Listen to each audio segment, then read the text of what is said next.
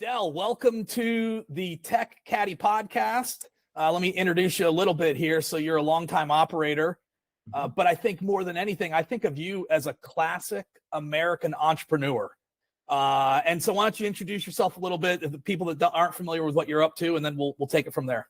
Sure, Mike. Well, again, I think that part of my problem when I'm described as an entrepreneur is that the problem I have is I just like doing a lot of different things. I enjoy doing things. Technology has always fascinated me, but then so has being out on, a bulldozer or a mower, just about everything about golf. Golf is just a great career, as you know. You meet so many wonderful people, and have known each other for a long, long time in golf. And so you know what I'm talking about in terms of just the quality of people and the different backgrounds, and we all kind of share that love for the game of golf. It's kind of a unique business in that way. I've got my fingers in a lot of other businesses as well, but nothing's quite like golf in terms of having first of all, it's not a big business. It's relatively a small business, and most of us that have been in it for as long as I have, certainly you kind of know a lot of people that are in it. Now, I run into people all over the country that are in golf, and that we've got, if we don't know them directly, you're only one or two connections away from having a close relationship with those people. That is for sure. There are names in the game that people recognize. And when I say game, of course, I'm not talking about playing. I'm talking about operating and owning and that kind of thing. This is a new podcast, right? We're 6 episodes in. Your name's already come up at least 2 times. And so I thought it's got to be on a post office wall, man. That's what it is. So we know this about this podcast, Del. We have a lot of junior and I think some senior technologists that are watching. I get feedback from people saying, "Oh, I'm so glad you asked this about the technology or that." So understanding kind of who's watching, and I want to say to them, we're going to get to the tech, but Del's an interesting person. And so he's got his fingers in a lot of things, like he said. Del, talk to us a little bit about Seven Jars, and I'll just set it up for the people that don't know. Seven Jars is a real distillery. It has an amazing heritage or lineage, and it's Del, you tell me, but is it fair to say it's located in Charlotte, or where should I say it? Yes, we're in Charlotte, and I am located in Charlotte, North Carolina. Mike, for those that aren't familiar with me, I am a 3rd-generation native of this area. My daddy's daddy was here. He was actually from a town that's a little ways away from here, about an hour away. So for 3 generations, we've lived here in this area. My grandfather grew up during a very hard time during the Great Depression, and my father was born in 1911. So he also was a kind of Depression era child. So Seven Jars kind of is a spinoff of something that they were involved in back then, well, even over 100 years ago now, and that was the liquor business. Yeah, it's interesting. A lot of people have trouble with this math. But just between you and your father, just because of the way things worked out, just between you and your father, you cover over 100 years of American history. And so, exactly right. Yeah. And then you throw my grandfather in it, it goes back even farther than that, because Papa, as we call my grandfather, Papa, who I never met, he passed away before I was born. He was a bootlegger, and he was bootlegging, back then, before Prohibition hit. There were a lot of people that were making whiskey. You could make whiskey and it wasn't illegal, and a lot of people did that. North Carolina was unique in that we were part of the Bible Belt, and so we had Prohibition before the rest of the country did. Prohibition actually started in North Carolina in 1909. So a lot of the smaller makers like that, times were still kind of tough even before the Great Depression hit. So even as early as the early teens of 1900, a lot of people were still making whiskey because you used corn. Back then, predominant thing that they used, it was corn liquor, and corn was pretty abundant. They all grew corn. But at the same time, what you sold an ear of corn for was nothing compared to what you could sell a pint of whiskey for. And it didn't matter if it was just in a clear quart jar or if it was in a bottle coming from Jim Beam or somebody like that. Whiskey was whiskey. And certainly when they went in and enacted the Prohibition locally here in North Carolina, it kind of boomed as far as a small cottage industry of people making their own booze, basically. So Papa did it. My father grew up in that time frame, and he actually ran some of Papa's moonshine and delivered it and all during the Great Depression. But then after Prohibition was lifted on the national level in 1933, my father kind of shifted, and instead of running bootleg whiskey, it was still bootleg, but instead of running moonshine, which was locally made, he actually bootlegged what they called tax-paid liquor, same stuff we drink nowadays, Jim Beam, Jack Daniels, those distilleries started back up. And I can attest that. So I went to Appalachian State. Yep. And so for people that don't know, this is in the mountains of North Carolina. Some people don't know North Carolina has mountains. I can attest that in the late 80s, they were still making White Lightning in the woods of Boone, North Carolina. So they're still making it up there as we sit right here talking. I'm telling you, it is available up there. Moonshine is still made, white liquor is still available, and this was still just kind of an offshoot of that. So getting back to the Seven Jars story, and again, I could spend the whole podcast. You have to speed me up and get me through this part. But, Seven Jars is a fascinating story. It's why we started the distillery, because my father got in the golf business just kind of as a whim. He loved golf. He liked to play golf. He knew a lot of people that played golf. And a very good friend of his ran another golf course here in Charlotte. And so Daddy had a farm that was really on the outskirts of town. And so he built Paradise Valley. It was a little 9-hole golf course with a 9-hole par 3. So that was kind of his livelihood. He got out of the liquor business in the mid-50s. Really interesting story about all of that and how that came about as well. But he got out of that business and kind of went legitimate. He got into real estate, and he developed real estate. He sold real estate. He got into some other things, and one of those was the golf business. And so he built this little golf course, which is where I was born and raised and how I first got started in the golf business.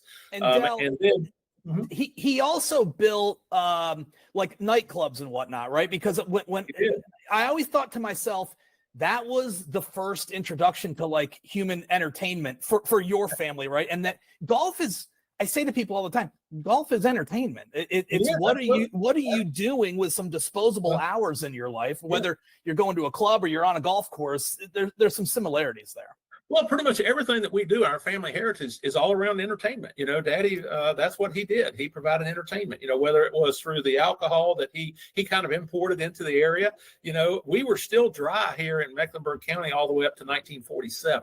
All right. And so he was bringing this product in, what I call the tax-paid liquor. He was bringing that in and bootlegging it. And he supplied all of the liquor houses and all of the speakeasies in the area by bringing this stuff in. They brought it in by the tractor trailer load, And so he had some interesting stories on that. But he had a nightclub that was right in the center city of Charlotte.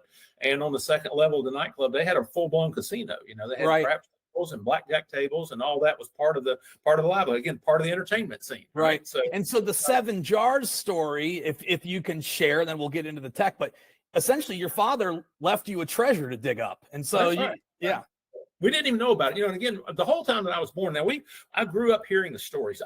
Daddy was a fascinating storyteller. He would tell about bootlegging and running moonshine and running tax-paid liquor and having run-ins with the law and other bootleggers and everything, but we weren't allowed to talk about it because that was before, so he would sit around the dinner table and tell these stories, but we were not supposed to go out and tell the stories into the community. And then he passed away very unexpectedly. I was 18 years old, still living at home, still in school, as a matter of fact. And Daddy passed away very unexpectedly, and it was very devastating to my mother. She had a hard time with it, Mike, and it took her I'd say a year and a half after Daddy died. She came to me one night and she said, "Your father buried something out here on the farm." And this was the family farm. We called it the farm, even though it was a golf course at that time. And she said he had something he left that he wanted the family to have. And she said, "The good news is I know he buried it. The bad news is I don't know where he buried it." He had an idea.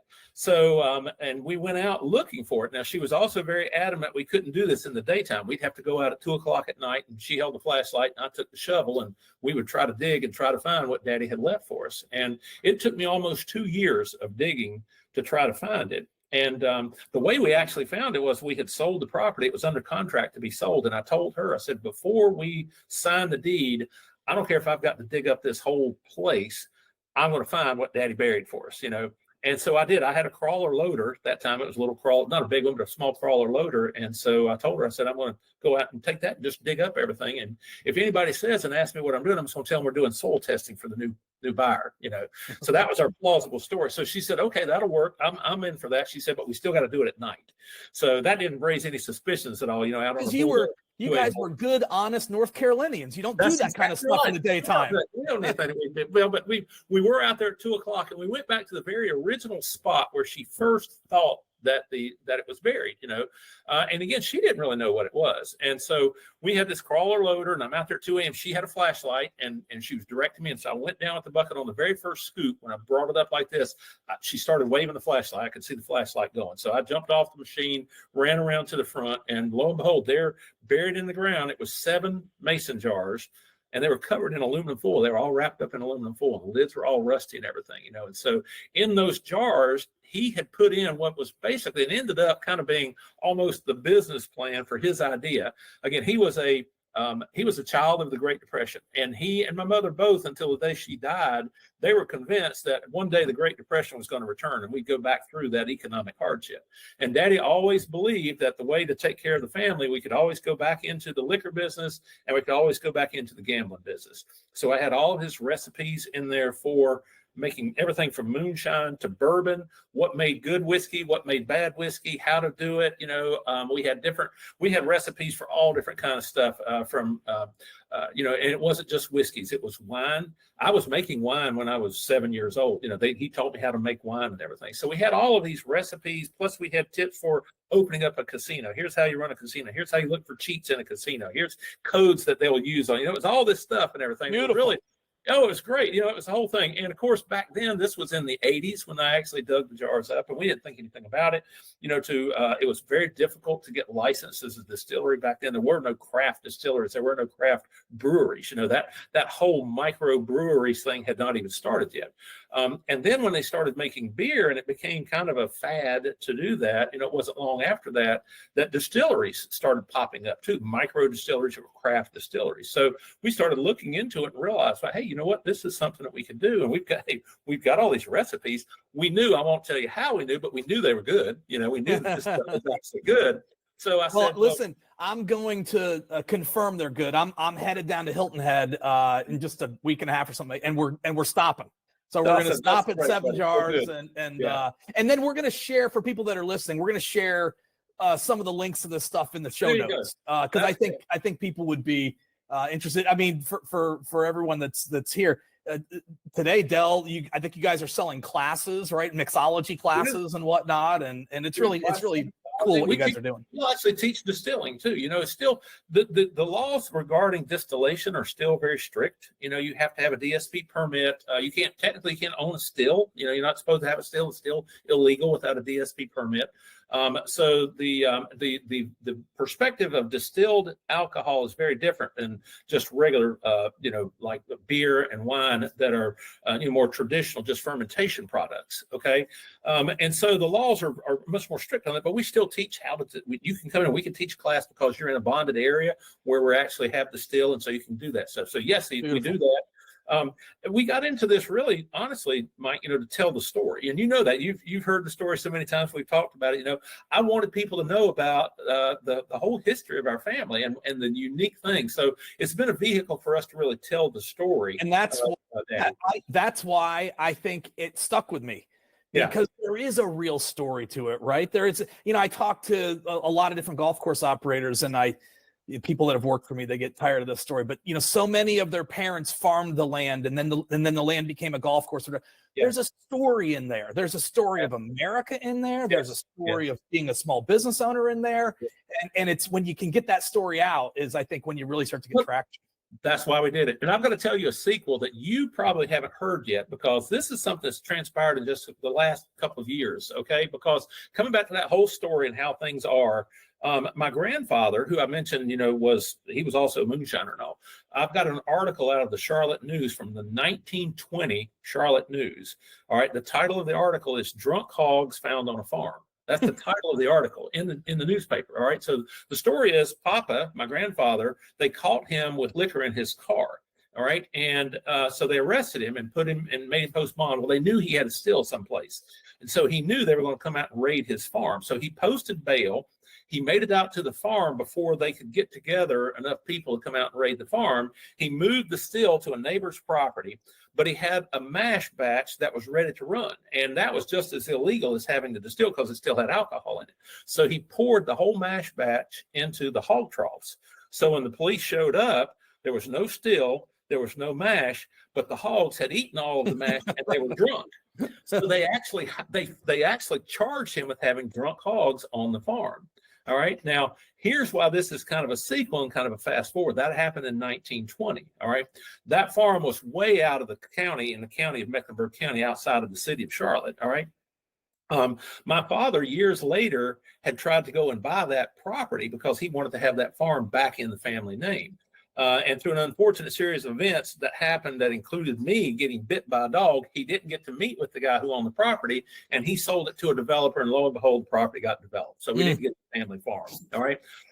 But in 2021, I had an opportunity to buy a golf course. All right. And this golf course, this is one of the golf courses we own in Charlotte. Okay. This golf course was located in one of the largest golf communities in the state of North Carolina. It's called Highland Creek. There's 5,000 homes around this golf course. Okay. And it turns out, a lot of people didn't know this, but I knew it. Okay. That the golf course was on a portion of what my father's original farm was. So after we bought the golf course, I didn't do this before, but after we bought the golf course, I took my grandfather's deed that we had a copy of where he owned the farm, and I had them plat that out over where the property is. And the farm that we now own as a golf course was on the part of the Highland Creek golf course, very near where the clubhouse now sits. So that whole story about the drunk hogs and where that still was, we now own the property where that happened. That's great. Along the golf course is where that still was located. So again, coming back full circle to your point, it's all about that story, and for us, that's more important than the business. We have loved telling that story and sharing it with people, and people resonate with that. I can imagine. Yeah. So, okay. So explain to us when you start to become, obviously the family had a golf course, but when do you start to take on a role of leadership within golf and where your decisions are really impacting the business? When does that happen in your life? Well, I mentioned my father died when I was 18 years old. Okay. And that was very unexpected. At that time, he still owned the Paradise Valley Golf Course. It was under lease to a golf operator, but that lease was coming to an end. And that golf course operator had bought another golf course. So I was the only male in the family. And just like you said, we had a family farm. He had built a golf course on it. It fell on me as the only male in the family to basically run the golf course. So and I had grown up on the golf course. I knew everything about it, and knew a lot about how to run it, even though I was only 18 years old. So that's what I did. That was my first. So really at a very young age, you're starting to make decisions that, impact some people's jobs, impacts the bottom line and that kind of thing. At what point, Del, do you start to realize that technology is going to matter in this business, right? Or that maybe if we adopt technology, the business can accelerate or whatever? When do you think that starts to occur to you that technology will matter? Well, I've always been a fascinated student of technology, Mike. I think I bought one of the first Radio Shack TRS-80 computers, and was sitting there trying to learn how to do things on that. I remember one of the big technological advances we had was when they came out with electronic cash registers. And, we had the old kind that you actually punched the numbers in and you pulled the handle down and it rang up, and the things came up and it dinged and everything. And that's how you rang up a transaction. Well, they had the electronic cash registers, and you could use PLUs. They were called price lookups. I remember PLUs. Sure. So I've always been kind of a fairly early adopter of technology and trying that stuff out. I bought the cash registers. I did those type things. But the real for me, the real crux happened in the mid 90s. Okay, when computer technology went from what was basically DOS based to the Windows type environment, graphic user interfaces. And I remember when they were talking about the GUI, that was a big term back then, GUI interfaces, because the graphic user interface changed how people interacted with a computer.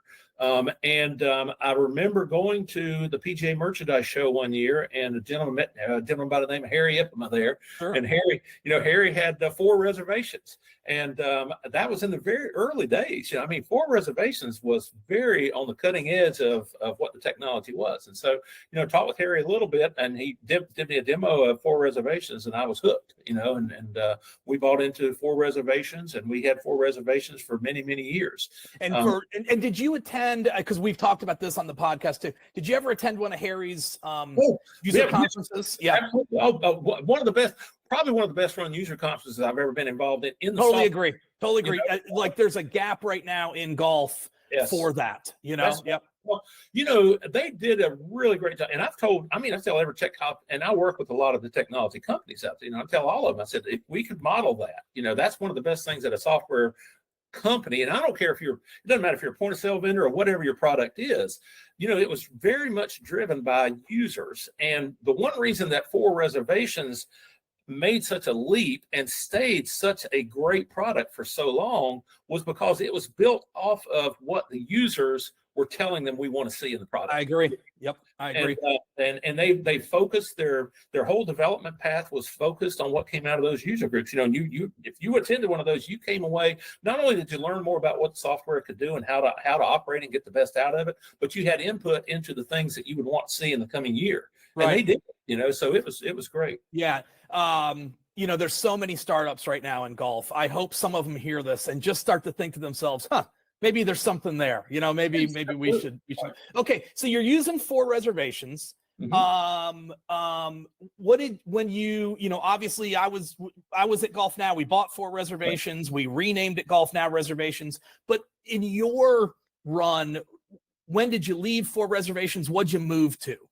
Well, I'll tell you, the big move from For Reservations was when I got into multi-course operations. Okay. I had multiple facilities, and For was great for standalone facilities. It was server-based, you had to have it on your laptop at your property.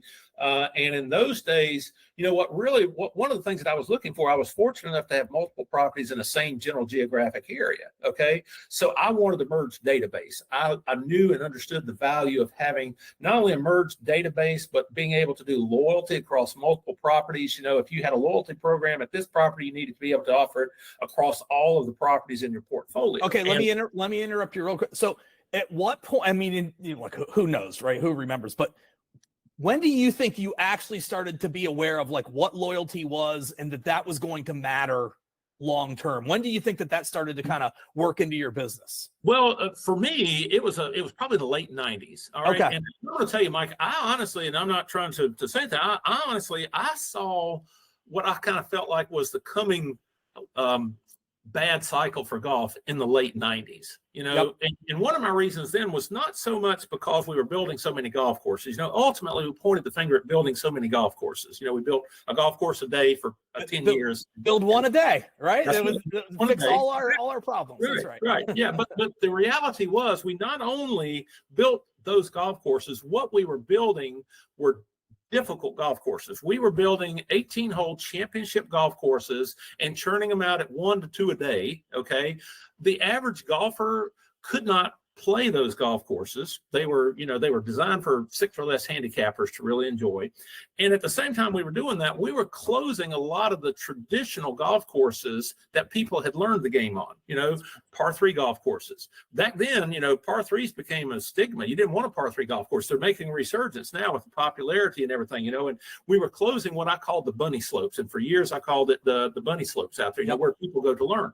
And my analogy was, hey, just think about what would happen to the snow skiing business if they closed all their bunny slopes and all they did was build double diamond most difficult. That's right. Yes, the existing skiers would love it, but where is your next generation of skiers going to come from? Right. If they come out and they play a golf course and they feel like they got beat up, they had a bad experience, it cost them an arm and a leg to do it, they're not coming back. And now I think Topgolf has helped with that, right? They've kind of filled in that. Topgolf. Top Tracer. Sure. You've got the cradle, the impact of the cradle and the hay, and there's the threes down in South Carolina, right there, in Greenville.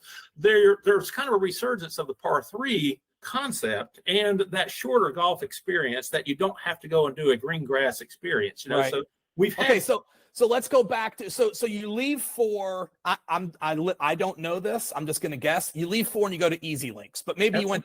You did. At that time, EZLinks was the only one out there that really offered an integrated, concept of how you could manage multiple facilities and have the cross-platform for a loyalty program. Okay. And so that was Andy Weeks. And so Andy builds this, and it's interesting for people that don't know, Harry and Andy, both in Chicago, Illinois.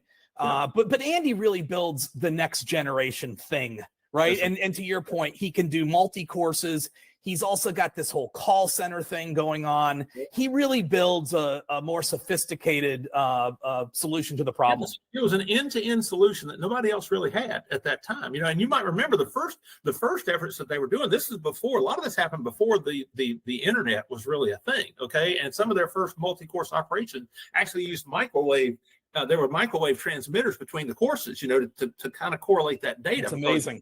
Yeah, and you look back now and you think, wow, but then, the real big breakthrough in that was when we were able to start housing all of that data, and they were the original cloud-based T-sheet. Right. The T-sheet in EZLinks was a fantastic product. It was really great. And so we went with the EZLinks, and a lot of the guys that were with EZLinks I still work with even to this day. And Andy did a great job. He split off with the call center and everything, but some of the other guys that stayed there, and Kurt Albertson, Kurt and I have been good friends, remain good friends to now. And Mike Brown, Brownie is when they started, again, you talk about the user experience and everything. Okay, Mike Brown came to Charlotte and did an installation for me on the golf course, and it was a thing. We got the keys to the course at 5 p.m. and we had to open the next morning at 8 a.m. as a new owner, new operator, and everything.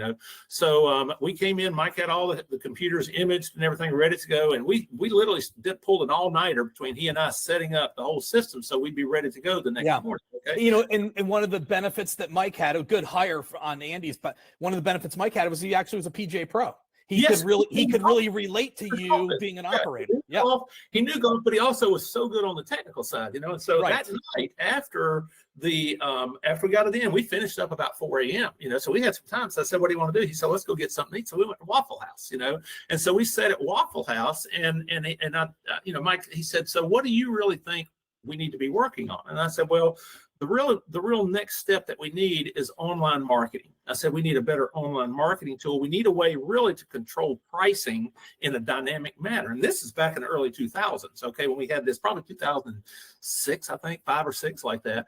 And so on the back of a napkin in Waffle House, we sketched out, and I told him what I wanted a dynamic pricing tool to do on a napkin in there. And from that, they took that back and they built Web Market. I don't know if you remember the EZLinks Web Market. Of course I do. I competed against the Web Market every single day. So I knew it. Well, okay, so just for the sake of time and whatnot, so now you're starting to really get deep into it, right? And you're a customer, but at some point you must have said to yourself, I think I'm going to do this on my own. And you found what I believe we call Kodology. That's correct. And Kodology ultimately builds a brand called Pitch CRM. But take us through the beginning of Kodology and kind of how that happened. Sure. Yeah. So we were working on, we got and again, the Web Market took a long time to get, actually working, but it was great. But we were still lacking the marketing tied into that from my perspective. Okay. Back then and a lot of people still do this. Okay. If you were doing email marketing, all right, you had your database that's in your point of sale system, but then you had MailChimp or Constant Contact, or you had some type of a email server provider that you had an account with. You would have to download your contacts out of this one, import them into the other one, deduplicate them, filter them. In a lot of instances, you had to go through. Let me just interrupt, because I think this is important.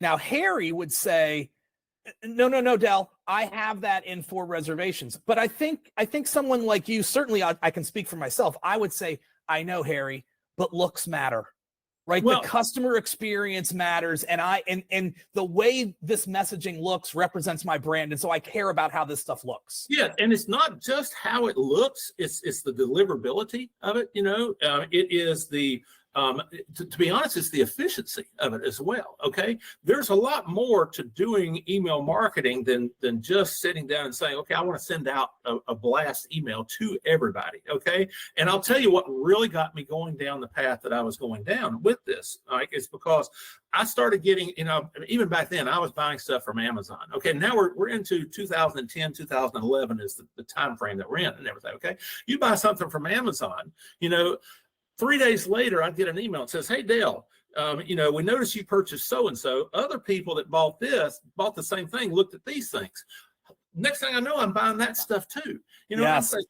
I know there is not somebody sitting at Amazon, you know, watching what I'm buying and sending these things out. They've got it figured out. They've got a computer that's doing all this stuff, you know. And so I said, I want the ability to automate my email marketing. Okay.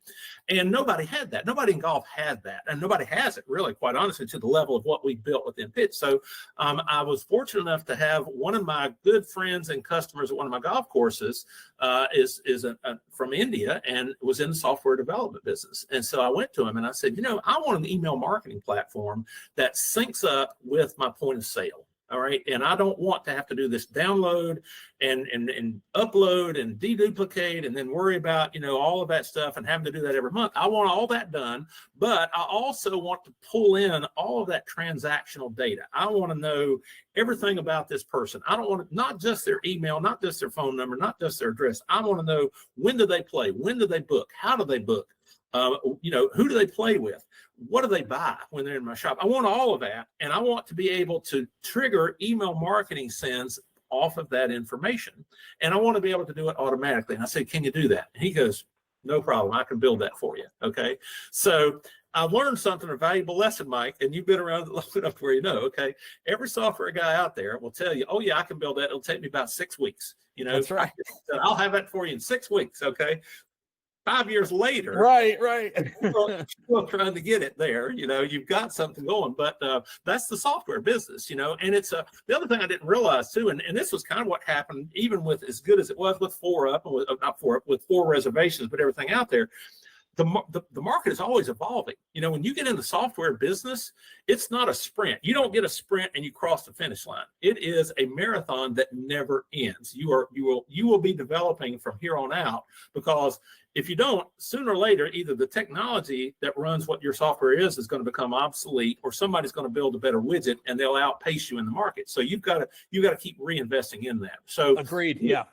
We originally started that with the original Pitch CRM with the EZLinks group, and there were some problems with it in the fact that the T-sheet was cloud-based, but all of the point-of-sale system was server-based, and you know, it resided at the golf course. So we were getting T-sheet data, but we weren't getting the point-of-sale data. So which is critical. Obviously, you wanted to know the behavior of the. Yeah, big step. Yeah, big step on that.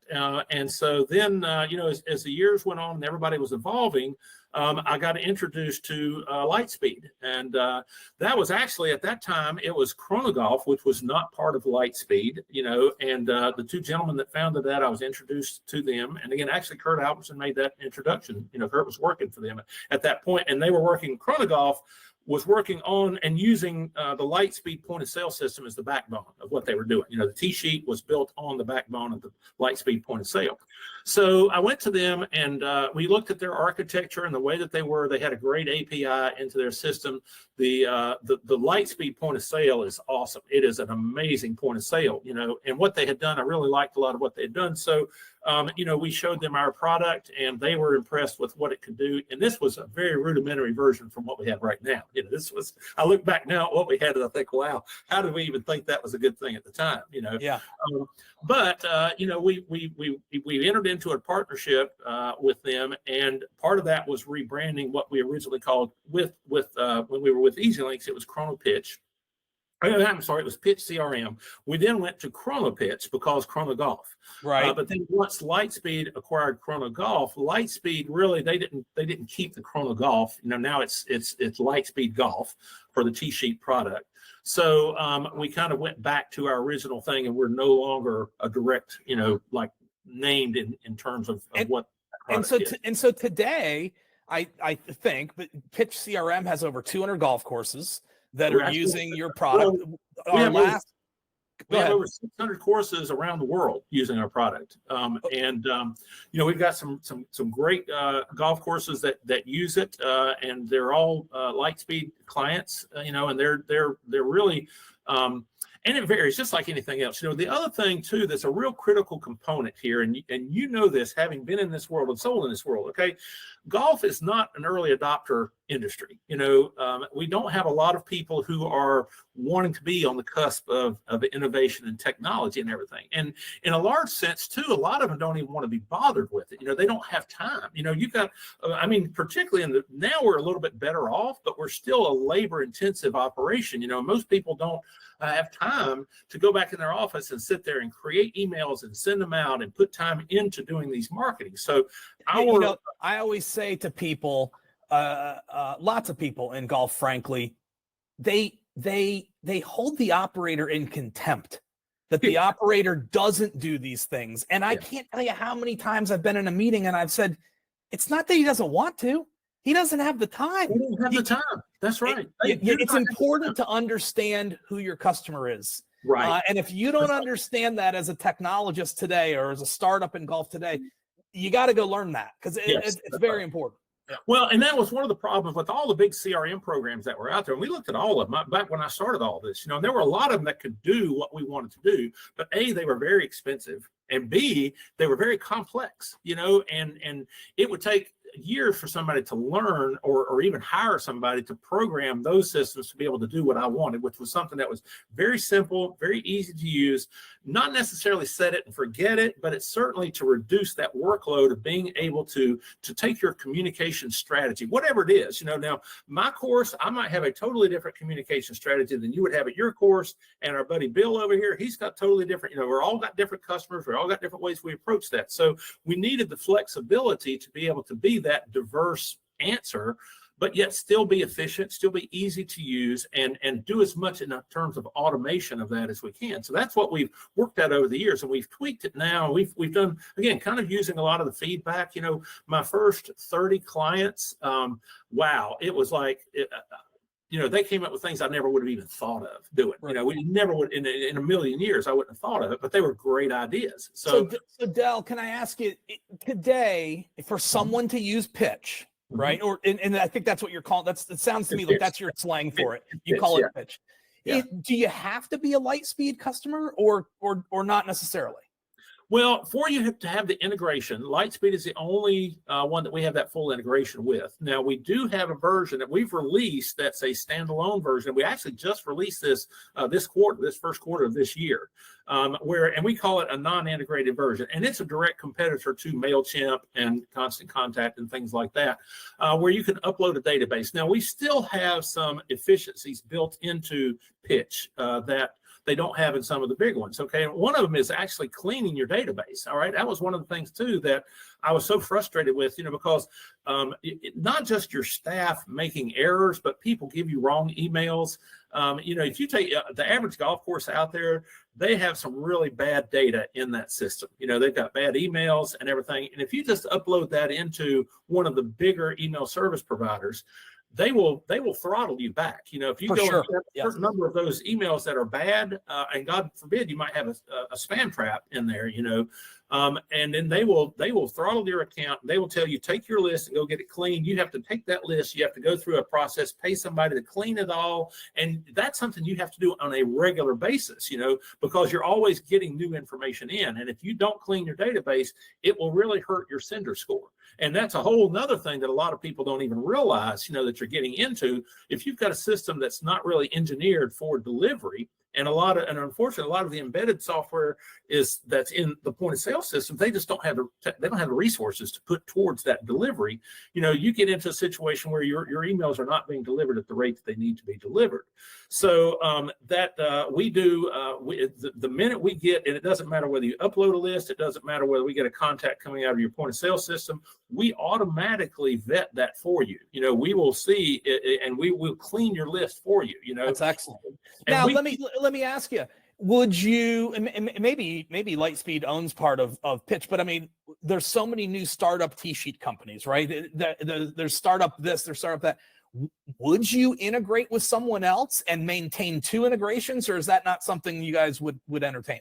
I wouldn't say we would never do that. Okay, that's certainly not something that we would ever rule out.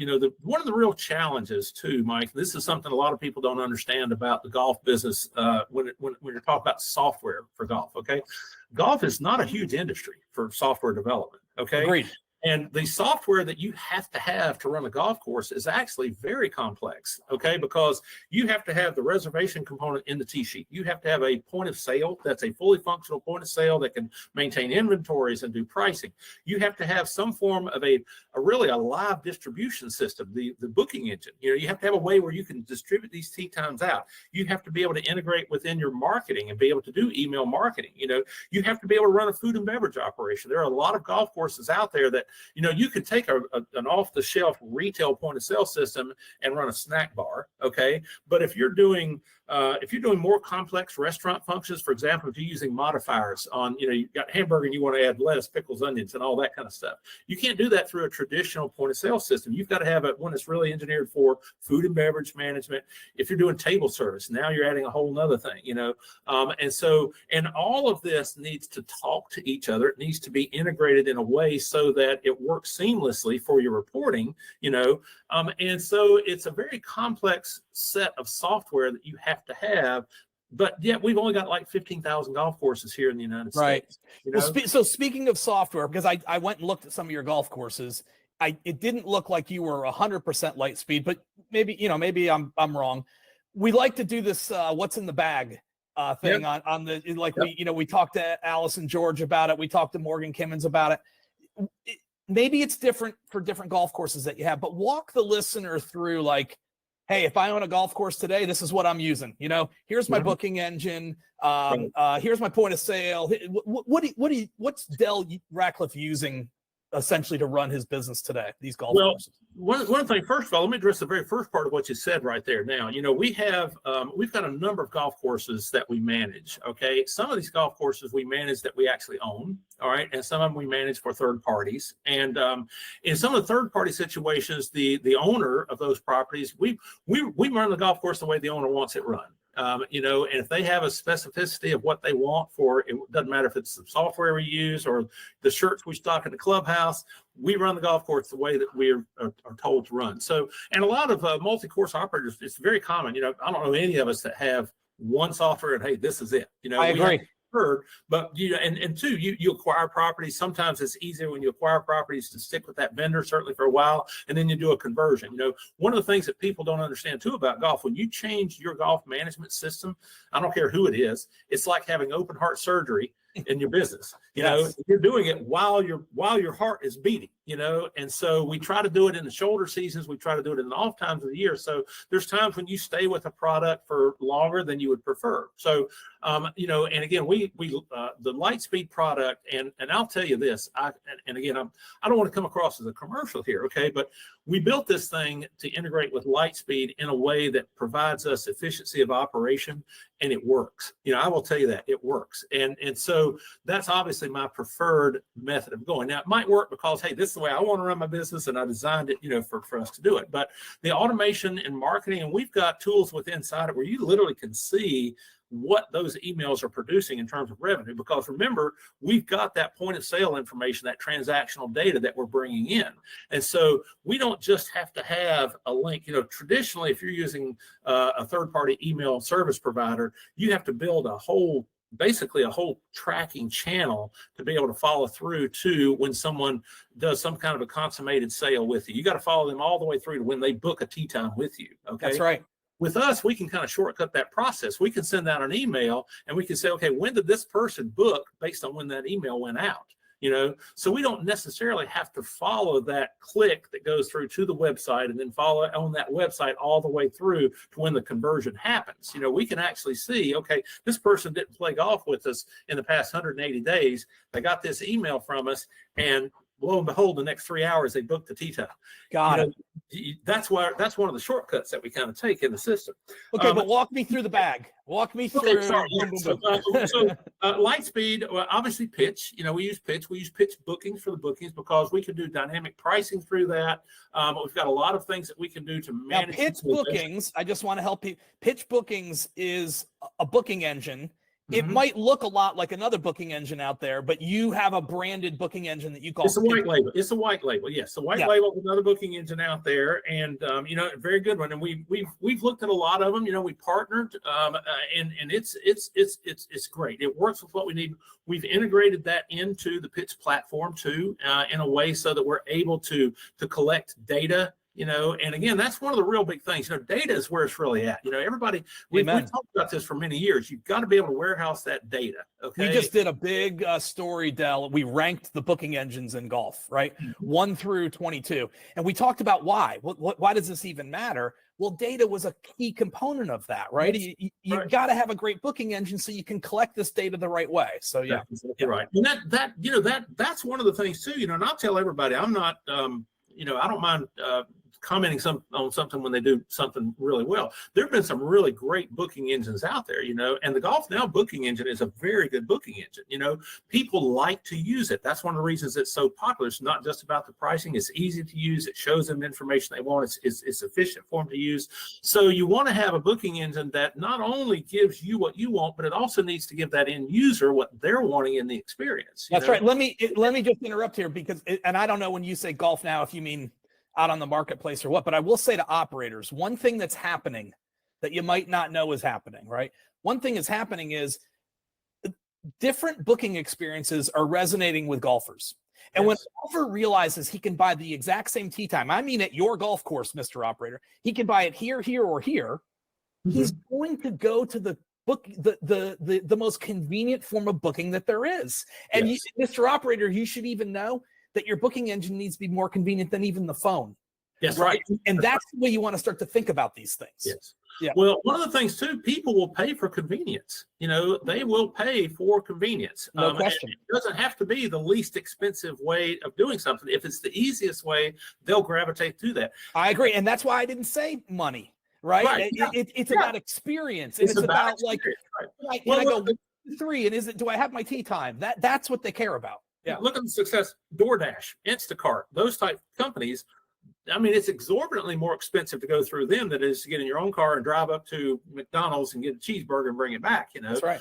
But they still are flourishing because people will pay for the convenience. They won't have to do that. So, and that user experience is very important in the booking process. Okay. So your Lightspeed point of sale, your Lightspeed tee sheet. We could probably do a whole nother podcast. Would you ever consider building your own tee sheet, Del? No. Okay. So your Lightspeed point of sale. That's a whole other topic, but I know it is. I know. Yeah. Your Lightspeed tee sheet, your Lightspeed point of sale, your pitch bookings, booking engine, your pitch CRM for let's call it golfer communications. Does pitch include SMS? We do. Yes. Okay. All right. So that's where you are for that. What about website? We do our websites. We host our own websites through Kodology. You mentioned Kodology earlier, and just for everybody to understand, Kodology is kind of the parent umbrella company, okay? And under that, we have several software products, okay? And one of the services that we got into very quickly is even with Pitch being as what I consider to be very user-friendly and much more efficient to use than other email marketing platforms, we have a lot of our clients that say, you know what? We just don't have time to do it. Even as good as it is, we don't have time to do that. So we do offer managed marketing services, and our team, who is they're very knowledgeable on the software because we work with it every day, so we can actually operate it more efficiently than someone else. So, we've started offering these services, and, websites are, there's a lot of different ways that people approach websites. A lot of them have their point of sale provider. There's some of them that bundle that in with them. Others might have their, nephew who has coded software and he does their website for them. There are obviously website companies out there that do that work, and so we've become real flexible in how we do that, but our best thing for us is to be able to manage that and host that ourselves. We use GoDaddy for our hosting. Okay. On the website. And that's interesting. I'm using GoDaddy to host. I have a website called Permanent Tee Times. I'm hosting on GoDaddy, but we built it with a developer in WordPress. Yeah, so I understand. I understand. That's everything. If you're not building WordPress nowadays, I don't know what you're doing. Yeah. But that's so okay. And then are you an app? Like, do you think golf courses should have an app, or where are you with mobile apps? Yes, I like mobile apps, but I'll tell you, one of the complexities about apps is And for us as multi-course operators, where we have different owners, and some of these owners are in the same markets and everything, it really gets into we have not gone down the path, quite honestly, yet of being an aggregator of tee times. Okay. But although you do own, in my notes, you own charlottegolf.com. Pretty nice URL to own, frankly. Yeah, we have charlottegolf.com. I have Charlotte publicgolf.com. We've got a lot of good URLs out there. And, this goes back to my days. I mean, we've owned some really, really good URLs. Yes. Out there. It goes all the way back to the days of, even before, back to the days of Cypress Golf. Okay. Before we had Golf Now and everything, I had Golf Now, but it was in Play Golf Now. I had Play Golf Now. I was doing a television show at the time. I had Play Golf Now. And then we started morphing that. I started trying to do that. We were trying to go regional with the television show we were doing. So I did Play Golf Charlotte. I was doing it regional, Play Golf Charlotte, Play Golf Columbia, Play Golf North Carolina. We were trying to bring stuff like that. Speaking of marketplaces in golf now, did you ever use Last Minute Golfer? Yeah. Golfer? Okay, yeah. Well, I'm going to tell you, only in the very beginning, and I quickly stopped using it. And I'll tell you why, okay? The whole idea, and this was one of the big conversations I've had, and you and I may have even had this conversation, okay? I don't like the concept of discounting for last-minute purchases. You're training your customer base the wrong thing. You're training them that there's a reward if they wait to book, okay? I want it to be the opposite. I want it to be a penalty if they wait to book, okay? So if you have something that's based off of last-minute golfer, then they're expecting, okay, if I wait, I'll just go in there and just see what's available and buy whatever that is because I'm going to get the best deal there. Our whole thing, and this is part of what we've integrated into our strategy, if you want the best deal at our golf courses, the sooner you buy and commit, the better deal you're going to get. Amen. Amen. And let me ask you about that, just because there's a lot going on with reservations right now. Are you requiring credit card down? Or some golf courses are letting a group of 4 essentially squat on 4 different tee times in the same town, and then at the last minute deciding which they're going to use. Right. How are you managing that? How are you? Yep. Well, again, coming back to our strategy, which is directly geared towards that, because if you're in a market, you're managing multiple courses. This goes all the way back to the EZLinks days. We saw that very same thing happening. Fred and Sam and Barney go out to breakfast on Saturday morning, and each one of them's got a time reserved at a different golf course, and they decide, let's go here today, and play there. So we caught on to that real quick. So our strategy now, but you still have to be reflective of some golfers are, and we know this, some golfers are really time conscious. They will pay to get the time that they want. Others are price conscious. They don't really care what time they play, but they want the best deal. So you need to be able to offer something for all of those people out there, which is where the whole dynamic pricing algorithm comes from, And also pitch, right? Yes. It's good that you know the details of these people, and that's what Pitch CRM is about. That's what we do. We do that. We track all of that, and we know that, and we market based on that. And there's whole strategies that we can go into. We can talk about for hours on that too. But for our strategy for getting these, these different types of golfers booked on the tee sheet early enough, if you come to our website and you can book a tee time. You pay a booking fee to just book a tee time. Okay. Now it's not significant. It's $2.50, $2.50. Okay. To book that tee time, but you'll get that tee time at rack rate. Okay. Now there's a little bit of skin in the game, and that actually, even that little bit of skin in the game keeps them from going out and booking 3 or 4 different times. Okay. I agree. If you want a discount, now we do discount, and there are times when you can get a better rate. I think that no matter what business you're in, if you don't discount, you're losing, because everybody has sales. You go out and buy a Mercedes-Benz. Guess what? They got sales going on. The sale is always on, and COVID kind of threw some of that off, but the whole idea behind marketing is everybody wants a deal. Nobody wants to overpay for something, So your strategy should always be, you set your rate at a certain number and let people think they're buying below that number, and the number they're really buying at is really what you want to yield for that. That's right. Okay. That's right. So and that actually, just for whatever it's worth, that's part of a well-designed booking engine. Is that a well-designed booking engine helps the golfer understand the value they're receiving, and right. That's right. And that value equation is different for different people. Just like I said before, some people are willing to pay a lot more for a specific tee time. And I got a comment on that, but I want to finish my other statement here. If you want to get that better rate, you have to pay in full at the time of your purchase. You pay for the whole amount at the time of the purchase, okay?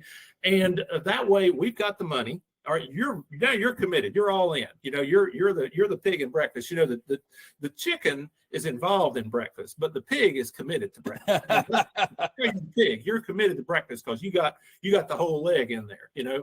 So our thoughts on that are, if we get them to, you can always get a deal, and that also helps you when you've got somebody complaining about your prices. If you say, you have one of your golfers that says, "Wow, I'm not going to pay whatever your rate is here," you can say, well, you know what, if you're really wanting to get the best deal, here's what, go to our website. If you go there early enough, you book in advance, you can get some great deals. And we put some really great deals on there. Not every round is priced at that, but if you're early enough and you're the first ones there to commit and you buy and you pay for it in advance, you can get a rate that's going to be cheaper than anybody else that walks through the door. Yes. And so we've got an answer for everybody. I want to tell we did talk. We did I did a panel down at the PGA show this year with Don Ray, and we had Kathy, I think. It was on Kathy Harbin was on it. Yeah, it was Kathy Harbin and Don and I. We talked about dynamic pricing. I was really surprised. A lot of people kind of have the idea that if you're doing dynamic pricing and you're kind of in your peak periods, you're jacking your price up, you're gouging people or you're taking advantage of them. No, that's not so. That's gouging is when people have no other choice and you're charging them a fee that's exorbitant for what it is. Okay. If you've got market demand and you're getting top price based on what the market is demanding, that's not gouging. Somebody's willing to pay that price. There's nothing wrong with charging them that price for whatever it is you're selling.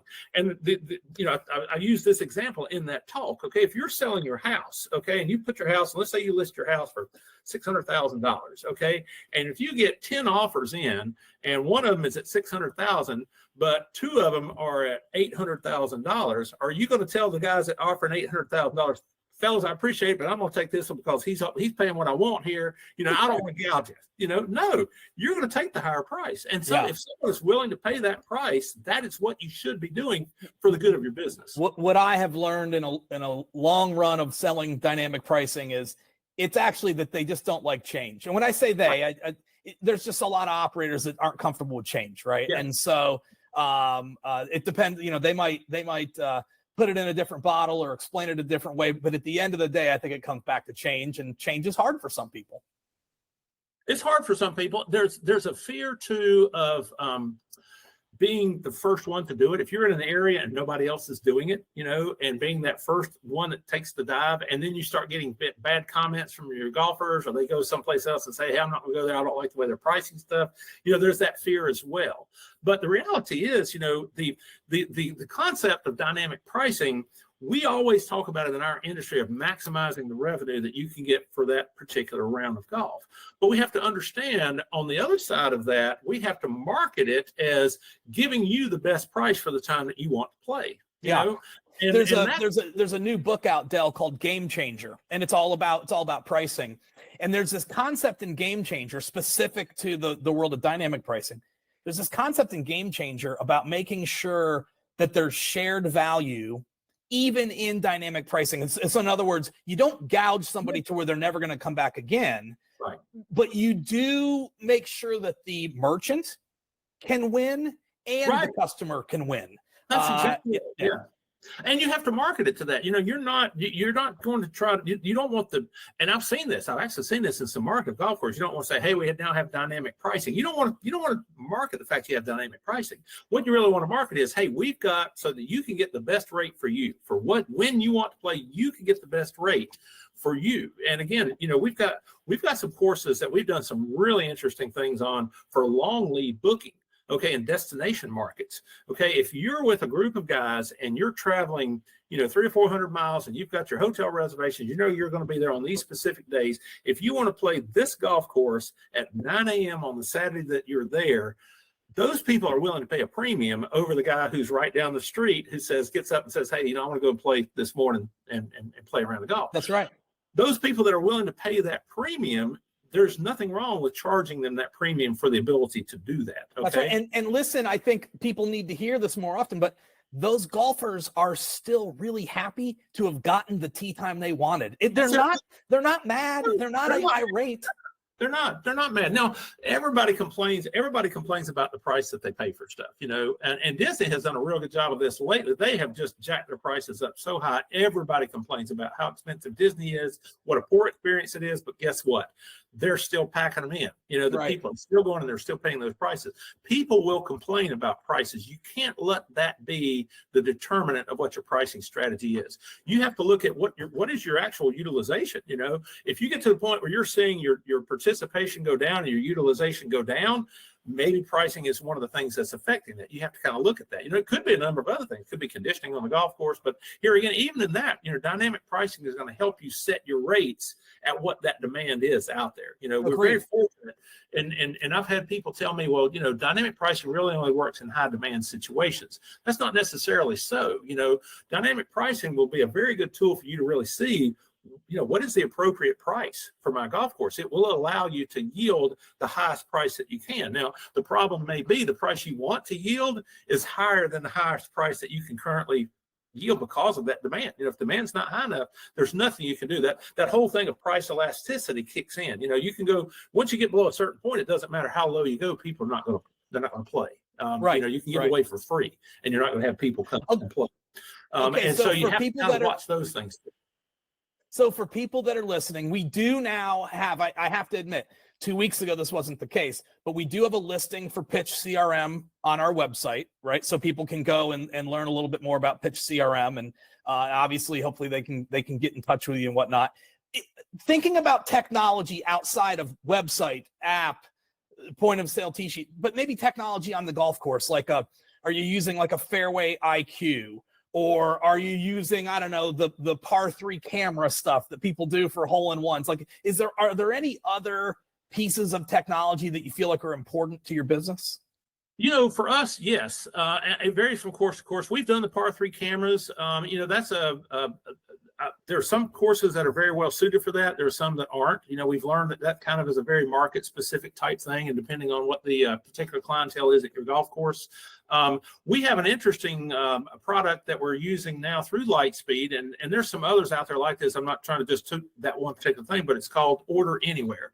And we put a QR code out on the golf course, so you can shoot the QR code on the 9th tee, for example, and that order comes right into our food and beverage component in our kitchen, so that food is ready for when the golfer makes the turn. It saves them having to call in. They can get the entire menu. They can do the order. They can pay. So it's all prepaid. All they have to do is walk in, grab it, and go.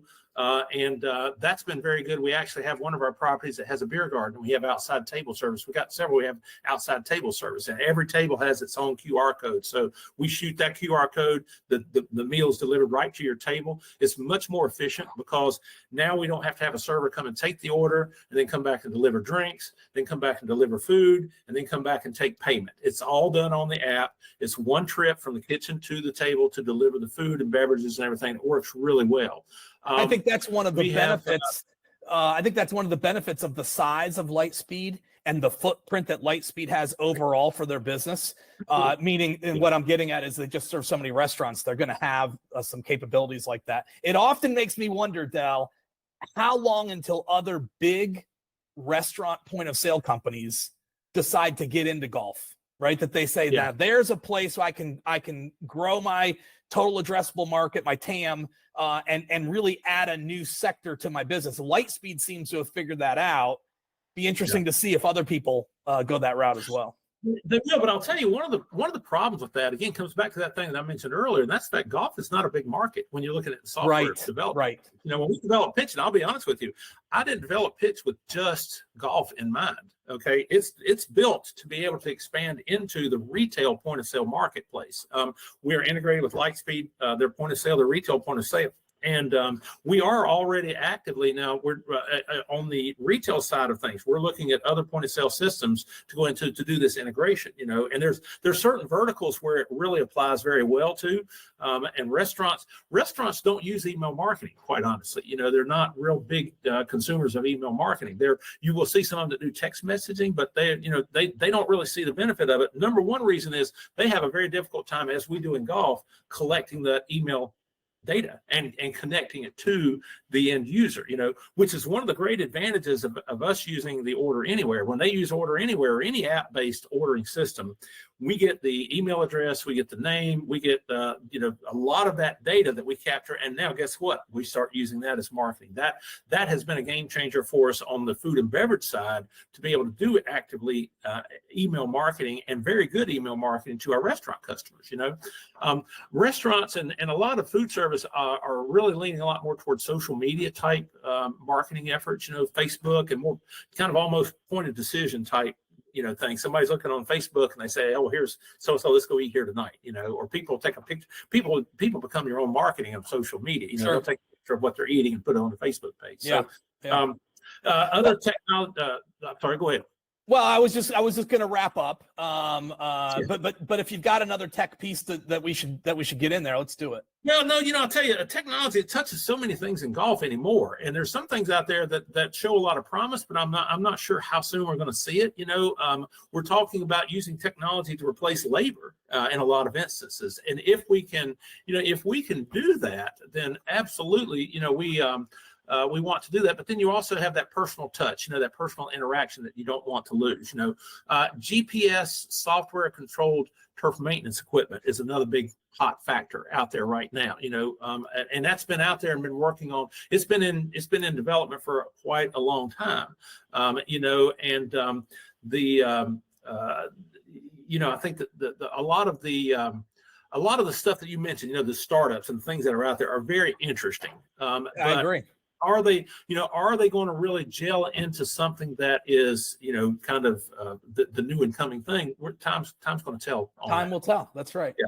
That's well, right. Listen. So we didn't even mention, but you're the president of the North Carolina golf courses, so you should be thanked for your service there, right? I mean, that takes up time.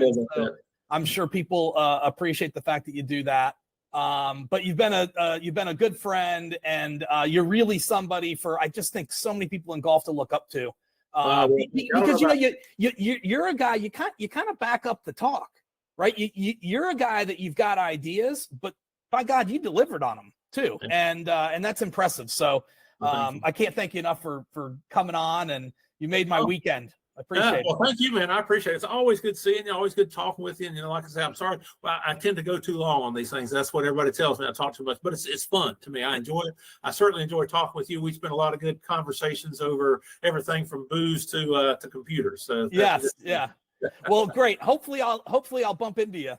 Yeah, man. We will. I'm sure we will. All right. Sounds great. Thanks a lot.